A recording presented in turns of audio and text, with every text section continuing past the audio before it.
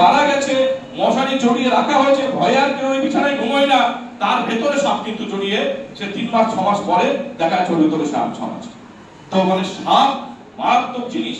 একটু আগে শ্যামলবাবু বলছিল গালাজ এ এক স্বভাব চরিত্রের ব্যাপার থাকে, মানে ও 100% থাকুন আপনার এলাকায়, যে এলাকাটি পাশের জমিতে ধান চাষ হয় এবং বাড়িটি কাঁচা বাড়ি, পাকা বাড়ি হলে একটু অ্যাভয়েড করেন, গর্ত মতো পায় না, ও খালি ইঁদুর খোঁজ, গর্তের খোঁজ, গরম জায়গার খোঁজে ঘুরে বেড়ায়।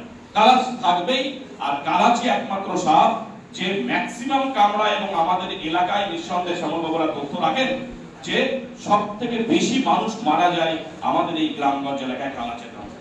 সময় কম দেয়, মারাত্মক বিষধর, এবং সব থেকে যেটা আশ্চর্যজনক, গালাজের কামড়ের জ্বালা যন্ত্রণা থাকে যেটা মানুষ বুঝতে পারে না। খালি বমি বা পেট খারাপ মতো হয়ে যায়, তখন বুঝে মনে হয় রাত্রি খাওয়ারের জন্য সব চমক হচ্ছে, কিন্তু আদতে তাকে সাপে কামড়েছে।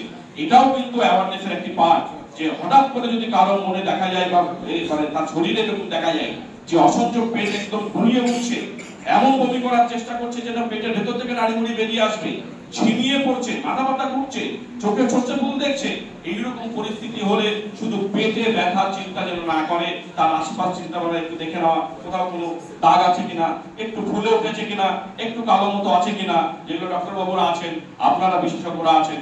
এই জিনিসগুলো যদি আপনাদের একটু বোঝানো হয়, আর আপনারা যদি একটু গল্প গুজব করেন, ব্লকে গিয়ে, জীবিতে গিয়ে এরকম ছোট ছোট